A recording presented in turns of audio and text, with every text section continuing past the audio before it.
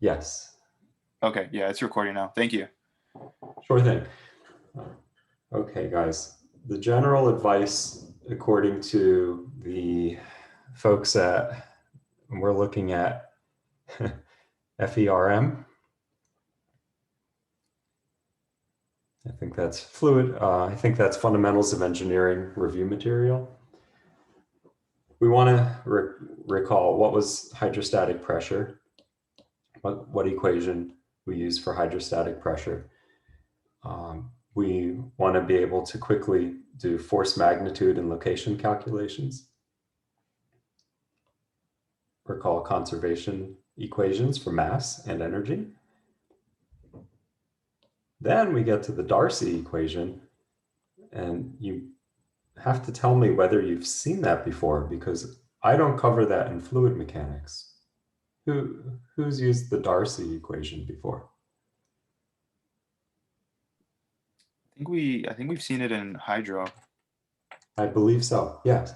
And I saw some hands showing that you know that.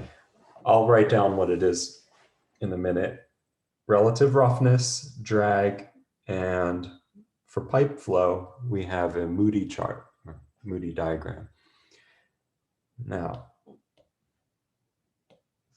the hydrostatic pressure comes from Pascal's law. That's to say, we're going to add the pressure above, that's P0, to the specific weight times the vertical distance h to get the pressure below. So P is P0 plus gamma h. What we also remember is that force magnitude, when you are calculating hydrostatic pressure forces, F equals the specific weight times HC, which is the vertical distance to the centroid of the submerged plane, times the area of the plane. You all have these equations. For example, in the final exam, when you go to take your fluids exam, you had an equation sheet. So let me know if I can share that with you. Let's see, we have conservation of mass. So mass flow is dm to dt. We'll call that m dot. So we say mass is conserved, right? So the change in the mass in a control volume, remember we have control volumes for mass flow and for energy flow, for that matter. We say the system mass change within the control volume plus the mass flowing in, plus the mass flowing out, m dot out, minus all the mass flow in, that's a sum, flowing in is equal to 0, which is the first term. So what happens in this is that usually you're just dealing with the second part. All of the mass flow in is equal to all of the mass flowing out. So we do the same thing for energy, except energy analysis also has the possibility for heat and work transfer. That'll be something that we can look back at our equation sheet for. Darcy, so this is an equation that describes flow through porous media. So if you know the pressure across a section where you have flow through porous media, the Darcy equation introduces porosity. Here we go. I'm trying to see if I can remember it. What we need to do for Darcy is integrate the pressure gradient. Then we'll look at examples.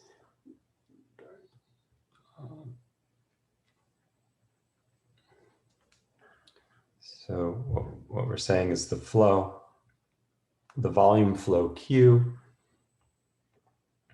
is the porosity K times the cross-sectional area divided by the viscosity, the length, and the difference in pressure on both sides, delta P. So this constant K is a porosity.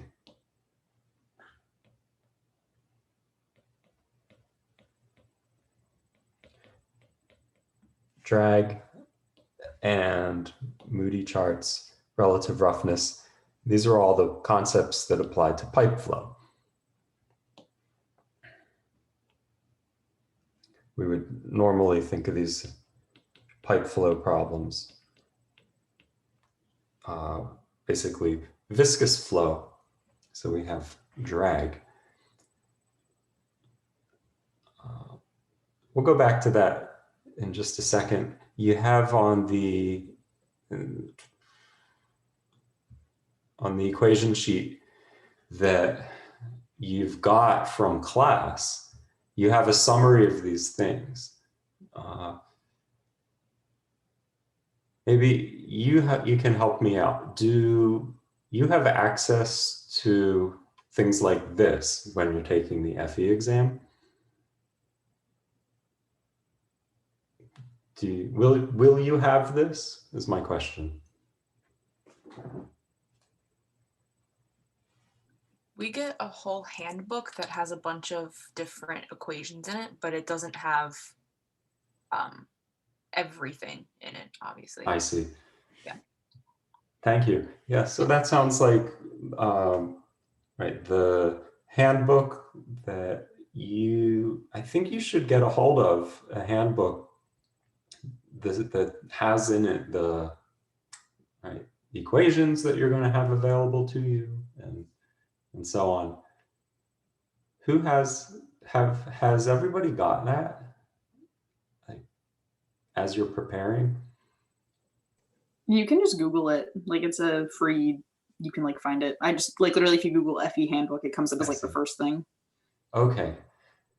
I've seen the handbook for thermodynamics, and it has essentially like an equation sheet. So it lists these kind of facts, and you can reference them while you're answering the questions. So that brings me to, right, we want to look at some examples. Back to the thing that we were just looking at was the recommended things to have memorized. It's just a subset of all of the all of the things there. Let's see if I can get this screen back up.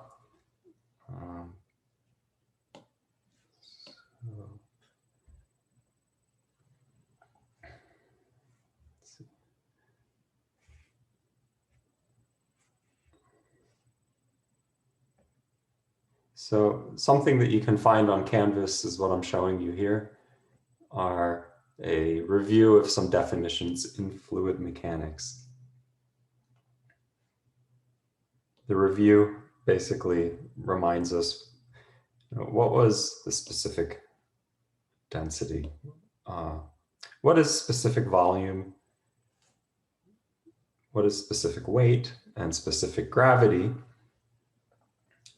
These are all things that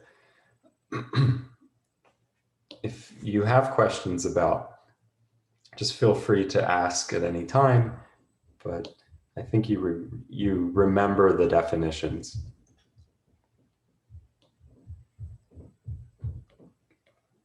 A volume relative to a mass, for example, that's our specific volume. A specific weight, on the other hand, is a weight, interestingly, per volume.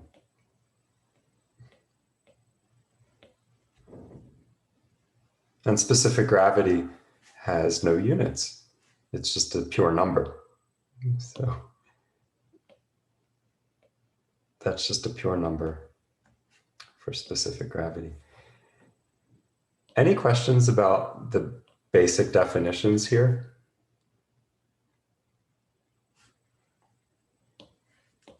We're going to look at examples, and believe it or not, one of the first things that comes up is gas analysis. So even though we're in fluid mechanics, we're asked to solve questions using the ideal gas law, for example.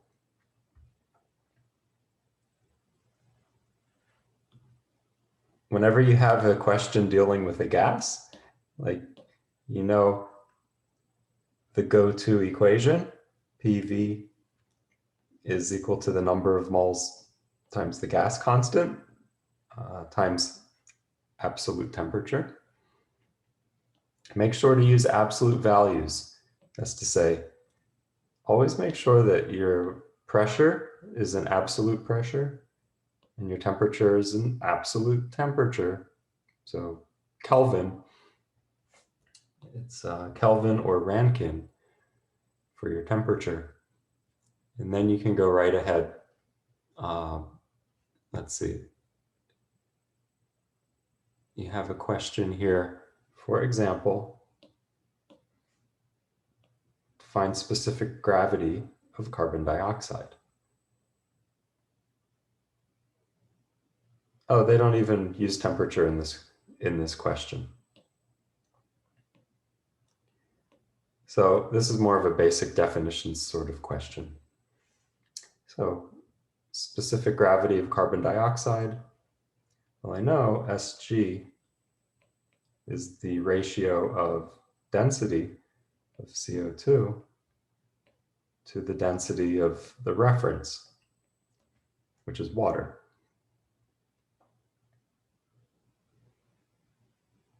Since we have the molecular weight,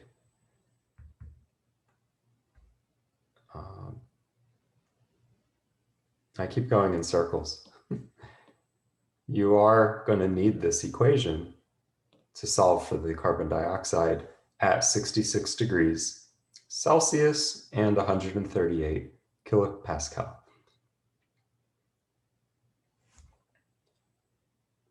Since you have access to these handouts, given the amount of time that we're going to be spending today,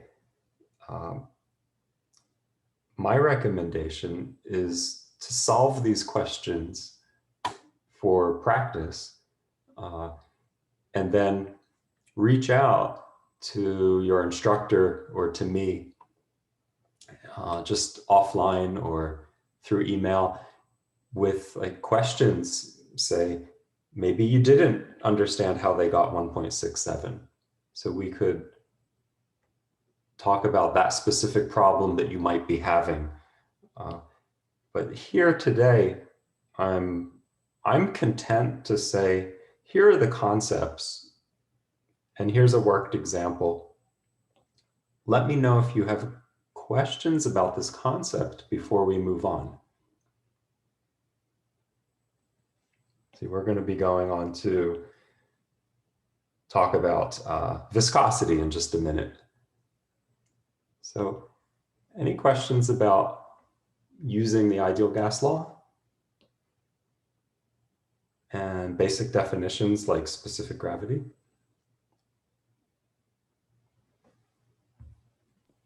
Yeah, I have a question. Go ahead. If they give you the partial pressure, how does that change the problem?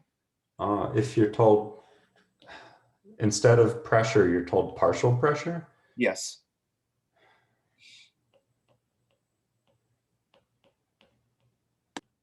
What is the definition of partial pressure? Do you know, Yozvany? Not off the top of my head, but isn't it just like a percentage of the total pressure? Yeah, so well, I know the partial pressure refers to just the component in a mixture that is like one substance. So like the partial pressure of water vapor in air. Or I didn't encounter this in the fluids curriculum. Let's see if we need that. Off the top of my head, I don't know. Okay, thank you. You see what I mean? Like, I don't know if you were using the ideal gas law with a partial pressure. I'm going to hold off. I'd have to do an example of that. I don't have like a general answer for you. I'm All sorry. right, it's okay. Yeah.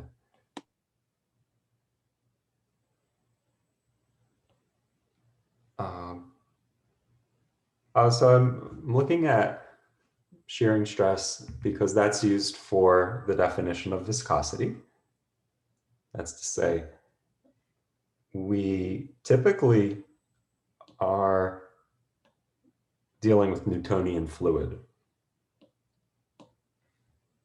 I know that one of the first things in the class for basic intro fluids is that you learn that some fluids are not Newtonian.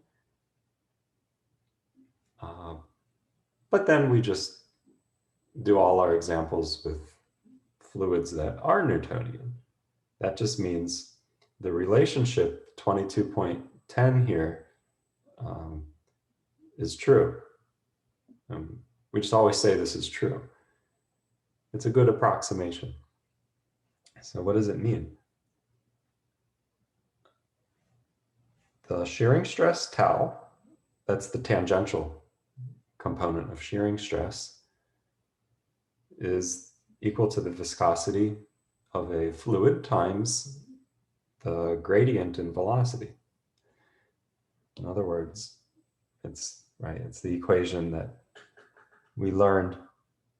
If you apply a force and it's dragging the surface of the fluid along relative to a boundary, say, that fluid develops a velocity gradient. All right, there's a small velocity at the bottom and a large velocity near the surface. So the rate that velocity changes is dV to dy. The shearing stress was applied at the surface, tau, you could call it the tangential shearing stress. And the proportionality constant is the viscosity. That's just the meaning of viscosity. That's the proportionality constant. So we're, at least as far as I know, not going to use these pseudoplastic and I don't even know how to pronounce this next one. You tell me, is it important to maybe hydrology and hydraulics to go to the non-Newtonian fluids, or are we okay restricting ourselves for the time being to Newtonian? I think Newtonian is fine. I've never seen the other word before. There you go. That's how I feel. Again, it's going to rely on you finding examples of what the FE type question looks like. Let's keep going. This is just review of basics like surface tension. And you can apply surface tension to a capillary tube. But the basic concept was that the line in contact with the surface has this force F, and the length of the contact line is L. So surface tension is a property of fluids. Well, I should say of liquids. The property of liquids, and it is different for each liquid. The symbol for surface tension was sigma. The example that you'll find in the handout is plugging into the capillary equation to compute the height of the capillary rise.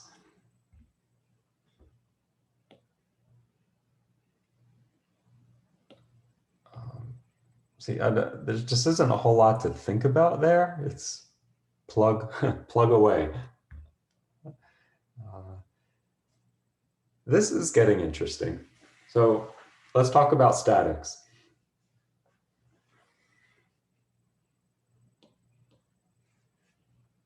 We already talked about this. You can compute hydrostatic pressure. I don't get this. Don't take this for face value, because what do we have? We have P is the pressure equals, no, relative to the surface, say P0 plus gamma H. That was our hydrostatic pressure.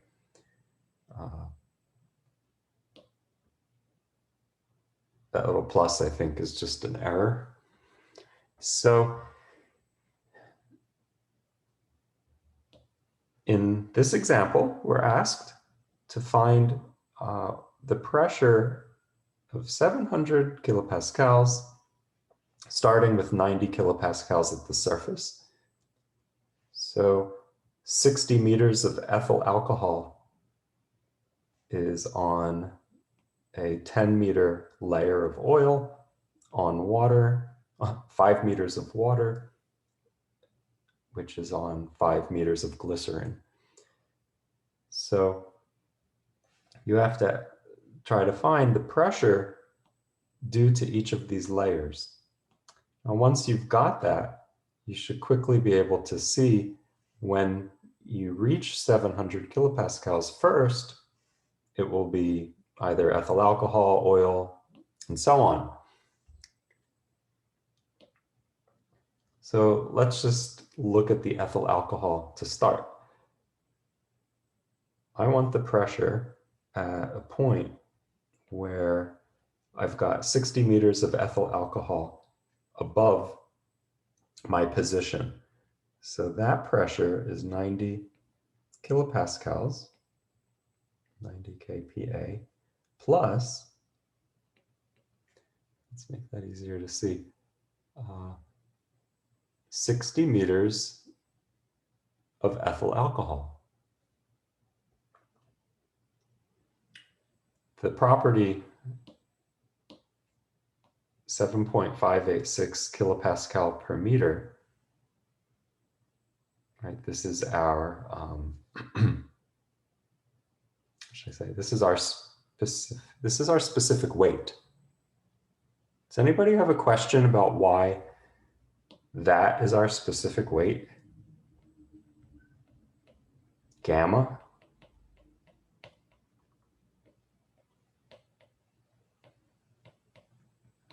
It just looked a little odd. But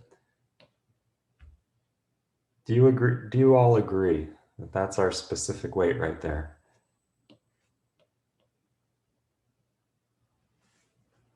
Sounds good then? Well, it's not a volume in the denominator. No, it's not. And it's also not a weight in the numerator. So these are the kind of things that I want you to all be really sharp. You can catch these things. What is a kPa to a meter? So to me, that's a pressure. So it's a force over an area. And then I have a length, which is meter. Well, this is good because this is the same as the weight, because weight is technically force. And an area multiplied by a length is my volume. So I feel like that's okay. That makes me feel confident about gamma here. Got it? It's a weight over a volume. So we can go right ahead and finish the calculation. So I need 7.586 kPa per meter for my specific weight. And it was 60 meters vertical distance for h. And with that, I have a new pressure.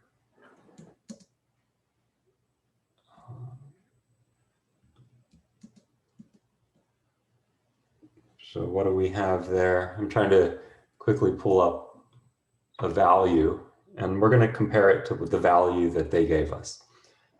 This is working out to be 90 plus 7.586 times 60. And I have 545, just about 545.16 kilopascals. Okay, that's fine. It's not 700 kilopascals, so we're not there yet. And the answer to this question is not ethyl alcohol, right?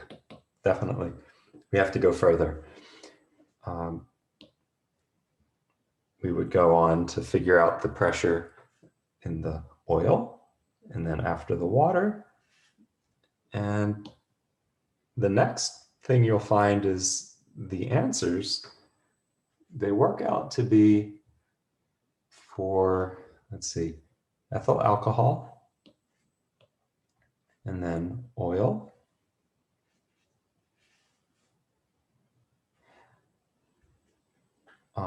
water, and we're still not there yet. This is ethyl alcohol, oil, water. See, and we keep adding the previous one to the next one, and then the glycerin. So the answer is you have to go all the way to the glycerin to get above 700 kPa. Any questions about statics? It's just basic statics, right? Questions or concerns?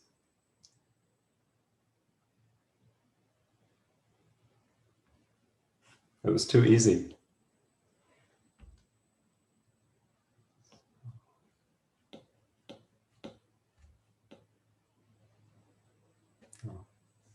Everyone's favorite is YouTube manometers. I don't believe that. What do you all think? Manometers, no problem. It's just static pressure, sort of amplified by different, right? A couple different static pressures. What do you guys think? You just start at one end and then just go through, right? Up to the other end, basically. So the question is, like, how do we approach a manometer? Here's my advice. Like, the pressure at an interface between two fluids,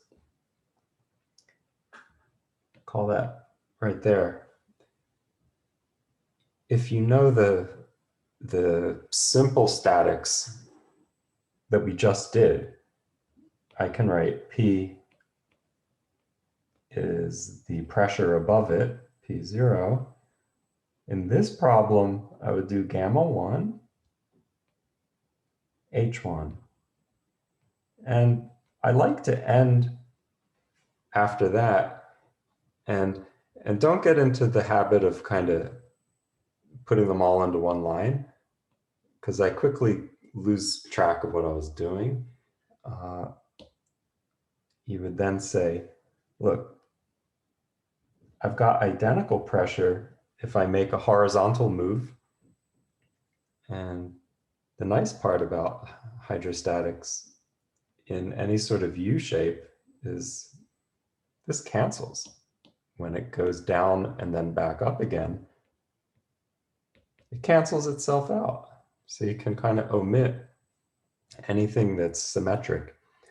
Then I would say over here, P equals P2 plus gamma 2 H2. You see, that was just simple statics again, except the statics are for this leg. So we've done it once there and once there. So we got two very, I'm very confident in those two equations. Now you can combine them and subtract them however you need to do the algebra. Like, I want to know what was, say, well, I want to know what was P0. I would say, take that fact and that fact, put them together, and you get P0 plus gamma 1 H1 has to equal gamma 2. Oops. That has to equal P2 plus gamma 2 H2. You know, and from there, you can move things around however you need to work out whatever the unknown happens to be. So I think of this like hydrostatics from the previous slide, just applied repeatedly in a way that makes sense. So no, I don't think there's any formula for a manometer that's not this. Any questions?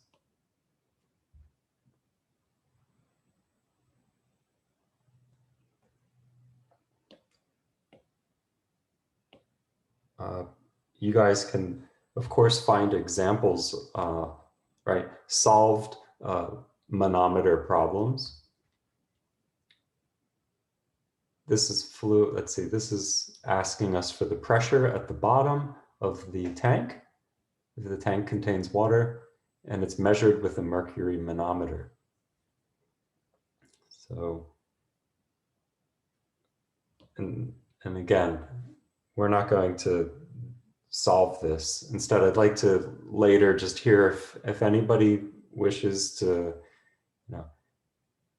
follow up, just send me an email or get in touch with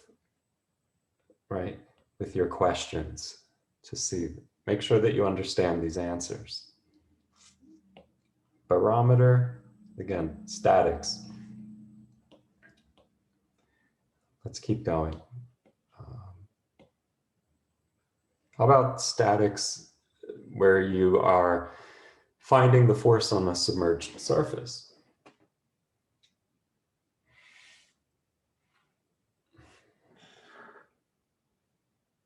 Notation. It looks like the notation throws, at least in my case, is a bit of a odd notation. What did we used to call this?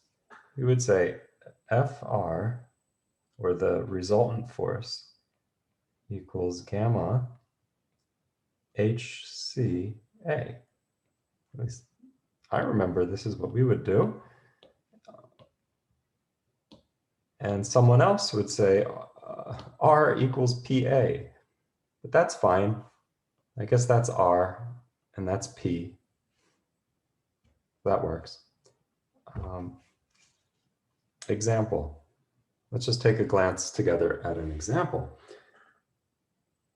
A tank filled with water, a submerged surface on the inclined portion. So the force on the inclined portion, we're told this is a 1 meter by 2.31 meter rectangular surface. So what we want is to find the resultant force. So we're going to need HC and we're going to need the area A. I think area is one of the easiest things in this problem. I'm just dealing with 1 meter times 2.31. Remember, it's the submerged plane surface area. So that's easy. I got my 2.31 meters squared. Maybe HC, that could be a problem. What do we think? I need to go to the centroid of the submerged plane. That is HC.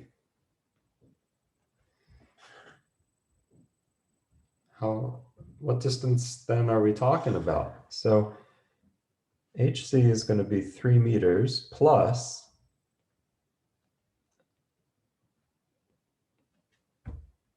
let's see, we have some geometry here. It was 3 meters to that position. And if we look at the triangle that has a 60-degree angle, we should be able to figure this out.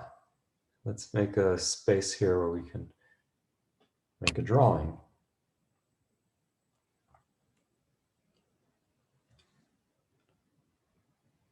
So what am I told here? I'm told it's a 60-degree angle here. I'm also told that the length is 2.31. And see, if I was just trying to map that small triangle, it's really 2.31 over 2. That's the hypotenuse. And my unknown is the vertical distance there, x.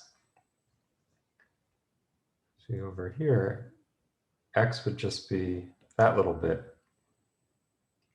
HC would be the whole thing.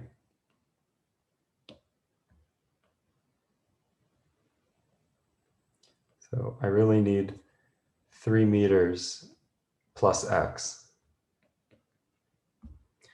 Okay, so this should be no problem. The definition of sine is that sine of 60 degrees is equal to x divided by the hypotenuse.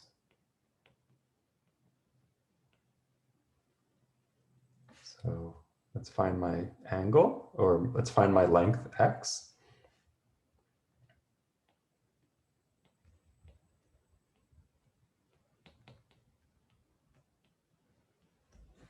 And real quick, if I punch that into a calculator, I'm looking at 2.31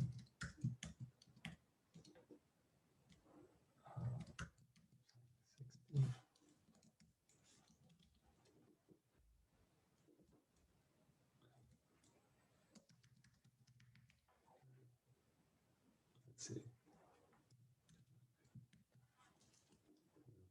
So what did I find? I found it's equal to 1. Huh, after all that.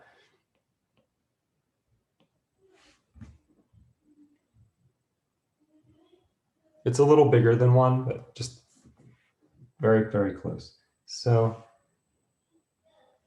I can just put a meter here, 1 meter, for about a 4 meter total. So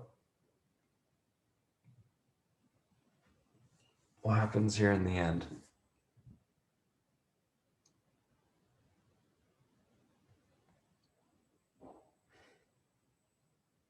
Water specific weight. So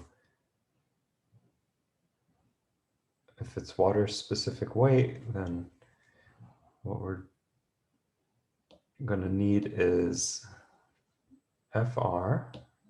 Let's see. FR is 9,800 newtons per cubic meter. The distance we just found is 4 meters.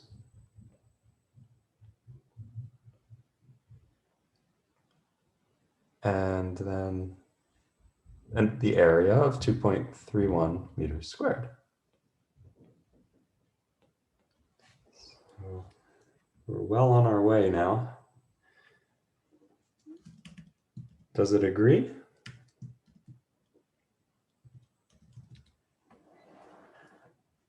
I'm getting 90552. And that's newtons. Okay. So, I mean, 90372.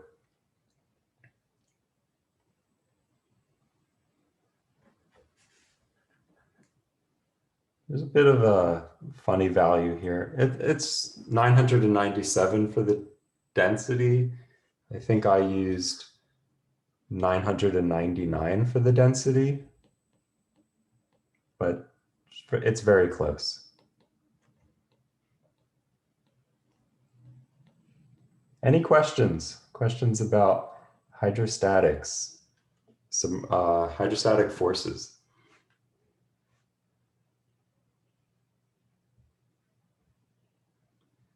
Sounds good.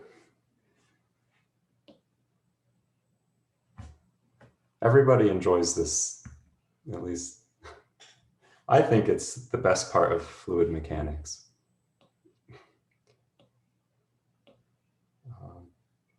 Let's skip ahead. So there's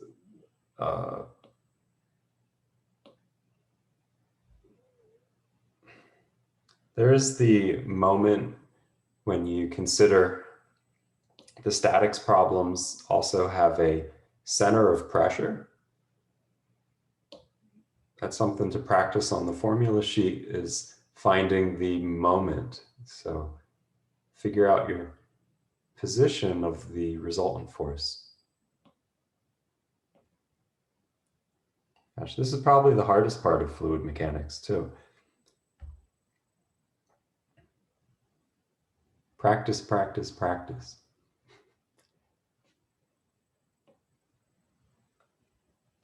Things get a lot easier when we talk about buoyant force. And the reason was that buoyancy is really easy to calculate. FB is just specific weight of the water or fluid times the volume that's displaced. And suddenly all that work we had done in statics is simplified to just, what's the submerged volume?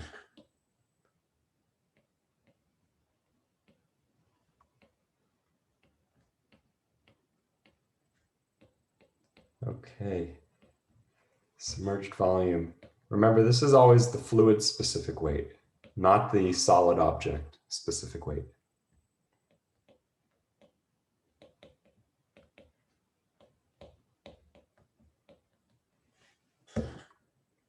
Okay, so that was our buoyant force. There's certainly examples of buoyant force, but we're going to talk for a couple minutes longer to do a bit of review of dynamics.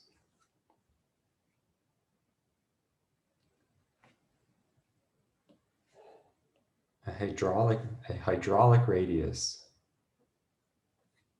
I'm going to have to pass on that.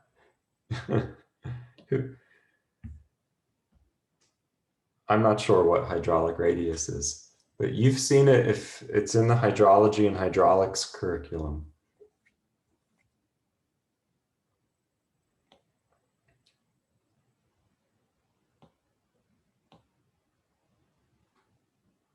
So from the very start today, we said mass flow. Again, we have like mass conservation.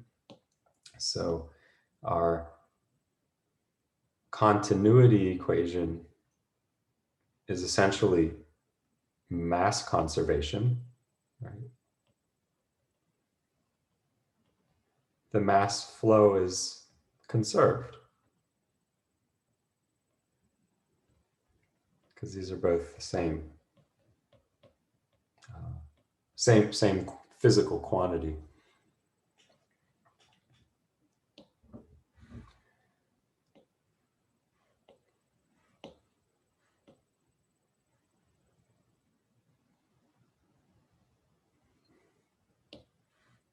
If fluid is going into a pipe and we have the pipe cross section, we can use mass conservation to determine things like the speed or the velocity. V1 and V2 are related to each other according to the continuity or the mass conservation law. An incompressible fluid, based on the diameter of the pipe, we can figure out the pipe cross section. And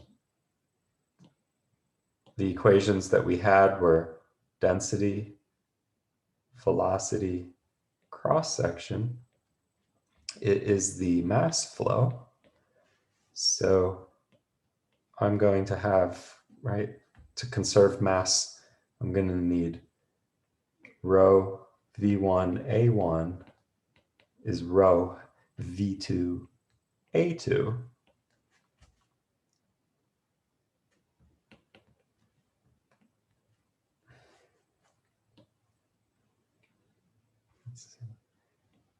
There's, in this problem, let's see. In this problem, there's 4 meters per second for V1. And there's, let's see, there is 4 as the, let's see, 4 is the ratio of the 2 sections. So we get the answer. And again, you have to practice this, but we get the answer 16 meters per second, 4 times larger at the exit than it is at the entrance. Any questions? 4x larger.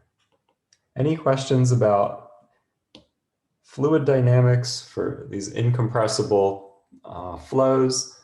These are ideal, like flows that don't involve viscosity or anything like that. Larger.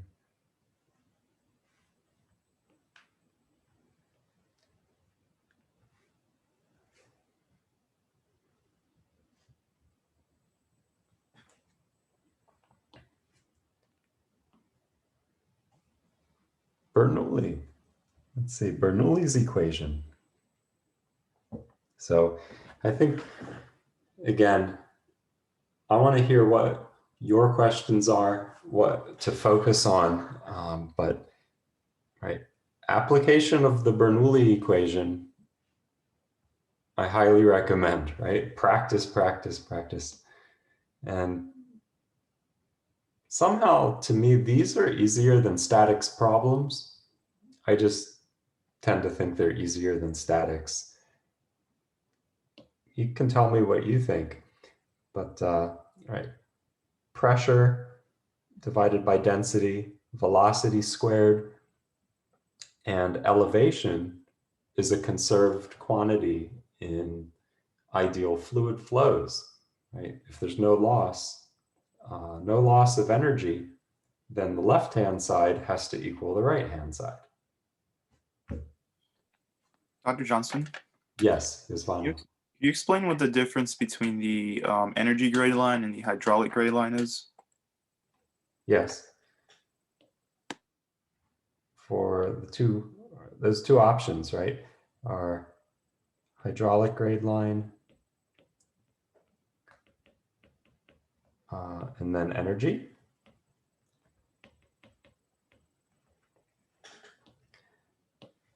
Energy. So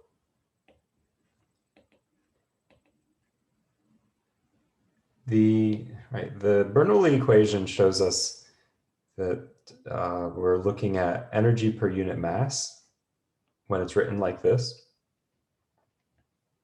If you rearrange things, this becomes pressure head. So let's make sure that we can do that real quick. Convert to head, right? That means everything should be units of length. I'm going to put pressure over specific weight, if I'm not mistaken, plus velocity squared over 2g plus z. And that has to equal a constant. So now we've got everything in units of length.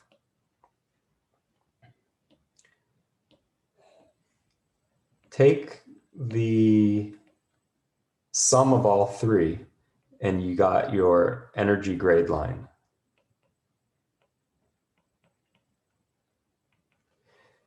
Okay, so for energy, what we want is the energy grade line is basically the value of this sum, P plus V squared plus 2G plus Z. Put that on an axis like that, and then put your system on the other axis, maybe call that X, and you get some sort of curve. Maybe it's changing because you have losses. That would be the energy grade line. It's probably not going to change much unless there's a lot of loss. So we'll just keep it relatively smooth like that.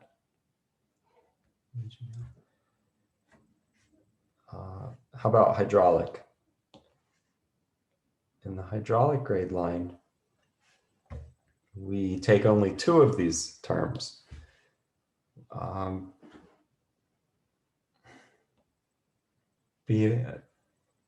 Let's see if we can remember this together. P over the specific weight, pressure over the specific weight, plus the elevation head, if I'm not mistaken. Are we, let's see if we agree. Hydraulic is just two of those terms.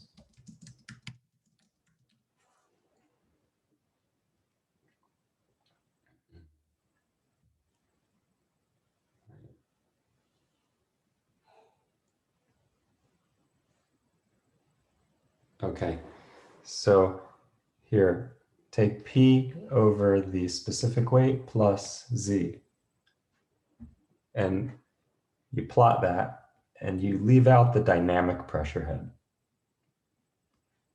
So that versus X, it's going to be like, I don't know, something not as straightforward as EGL. It's going to be some sort of varying value, HGL, and EGL is just energy loss. So it's flatter. Did that answer or help get closer to an answer for your question? Yes, it did. Yeah, thank you. Yeah, okay, good. Hydraulic grade line. It's that simple, yeah. So let's keep going. Again, so you have to practice applying Bernoulli to different problems. Dr. Johnston, I think we're out of time. Yes. Yeah, it's 2:30. Let's wrap up. Okay.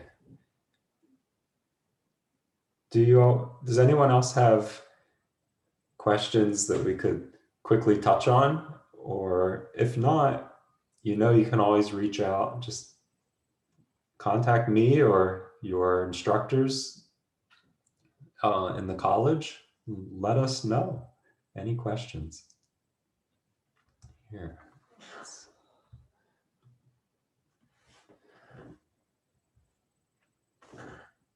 Okay, folks.